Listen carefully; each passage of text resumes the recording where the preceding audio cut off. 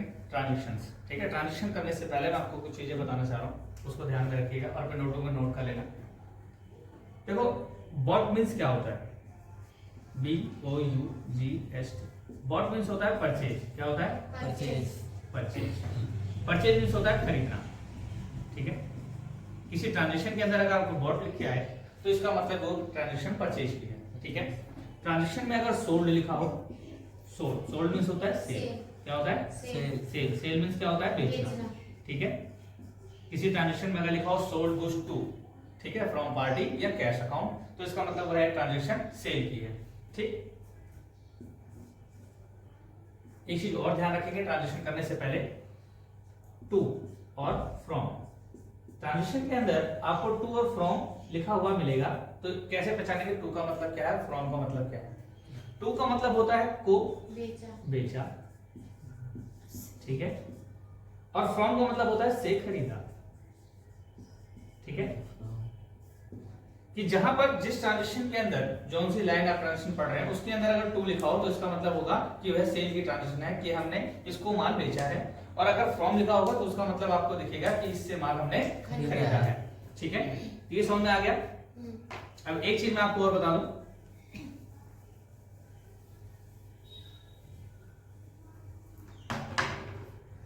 Purchase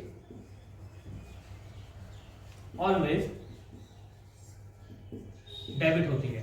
ठीक है, यानी जब भी परचेज की ट्रांजेक्शन आप करेंगे और परचेज का कोई भी अकाउंट होगा उसको आप डेबिट साइड लिखेंगे, चाहे वो कैश हो या किसी पार्टी का। अब यहां पर देखो,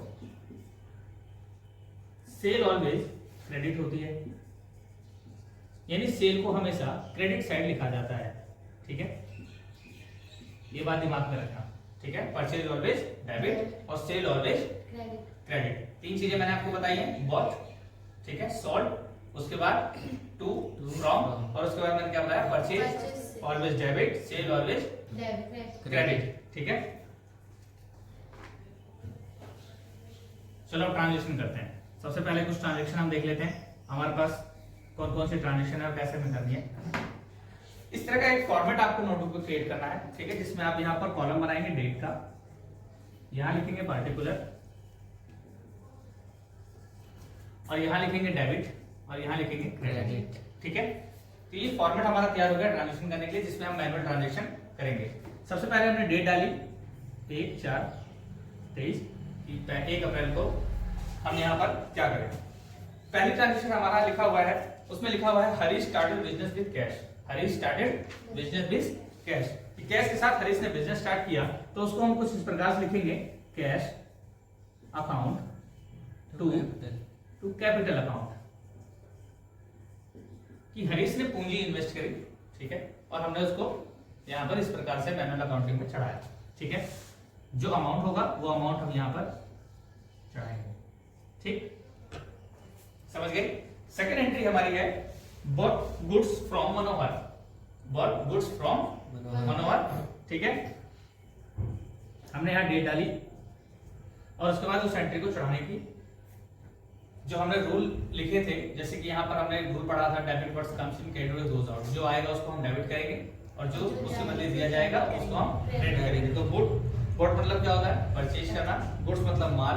ठीक है, फ्रॉम से खरीदा, मनोहर यानी मनोहर हमारी एक पार्टी है जिससे हमने माल खरीदा है। ठीक है, तो यहाँ पर हम परचेज अकाउंट यूज करेंगे। ध्यान रहे, जहां पर सिर्फ गुड्स लिखा हो, जिस ट्रांजैक्शन में कोई अमाउंट या कोई आइटम का नाम ना दिया हो, तो वहां पर हम परचेज अकाउंट का यूज करते हैं। तो purchase account to Manohar account.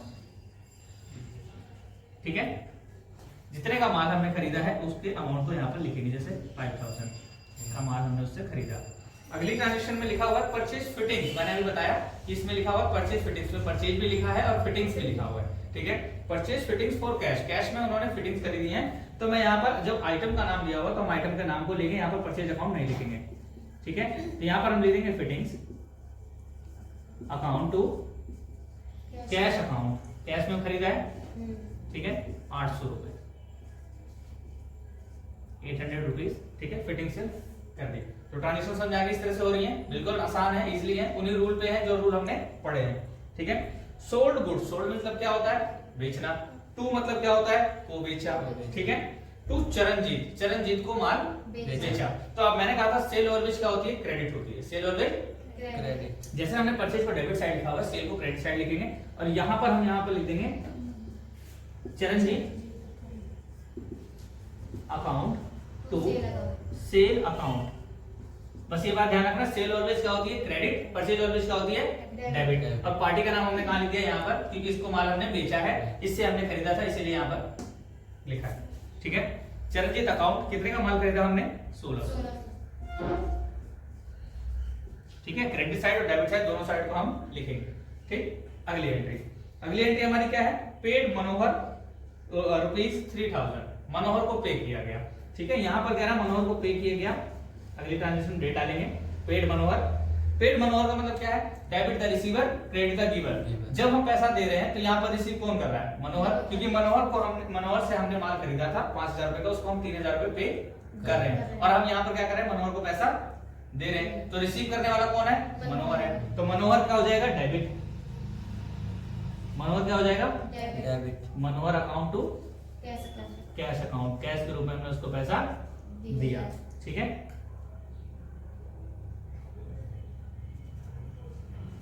कितने पैसे दिए हमने उसको, 3000। ठीक है,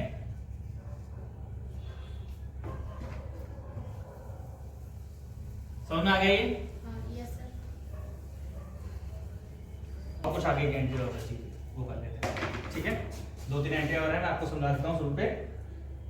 सोल्ड गुड्स टू बागवाराम, एक सेल की एंट्री और है।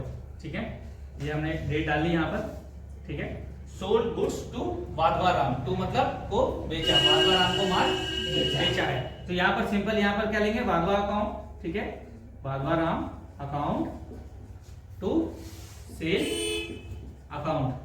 ठीक है, सेल ऑलवेज क्या हो गई, क्रेडिट हो गई, बागवाराम को हमने डेबिट कर दिया, और कितने का माल बागवाराम को बेचा है, 2000 रुपए का।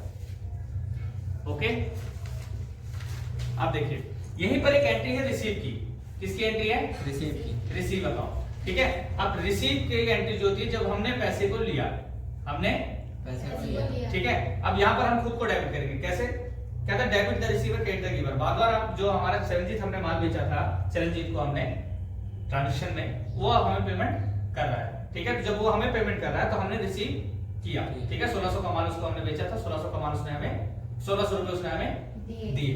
तो यहाँ पर हम खुद को कैसे करेंगे, डेबिट कैश अकाउंट। ठीक है, कैश के रूप में उसने हमें पैसा दिया, तो कैश अकाउंट हमने डेबिट कर लिया, डेट डालेंगे यहाँ, और चरणजीत से हमें रिसीव हुआ, तो चरणजीत अकाउंट। ठीक है, यहाँ पर चूज कर लेंगे, और 1600 रुपए रिसीव कर लेंगे। ठीक है, अब अगली एंट्री है पेड वेजेस। मैंने कहा था एक रूल हमारा सबसे लास्ट का रूल है, nominal account, debit all expenses and losses, credit all income and gain. कि कंपनी के अंदर जितने खर्चे होंगे वो सब डेबिट किए जाएंगे, और जितनी इनकम होगी वो क्रेडिट की जाएगी। तो वेजेस कौन कौन से खर्चे डेबिट हमारे डायरेक्ट होते हैं, और कौन कौन से खर्चे हमारे इनडायरेक्ट होते हैं। ठीक है, तो हम यहाँ पर अभी खर्चों को क्या कर रहे हैं, डेबिट करने वाले हैं। ठीक है, तो यहाँ पर वेजेस नाम का खर्चा है, तो वेजेस हमने क्या कर दिया, डेबिट अकाउंट। ठीक है, यहाँ पर wages account to cash account, कितना वेजेस दिया हमने, 80। ठीक है, 80 रुपीज। तो यहाँ पर मैंने आपको तीनों रूल की एंट्रियां करा दी है। ठीक है, बाकी की ट्रांजेक्शन आपको खुद करनी है। और कोई सवाल?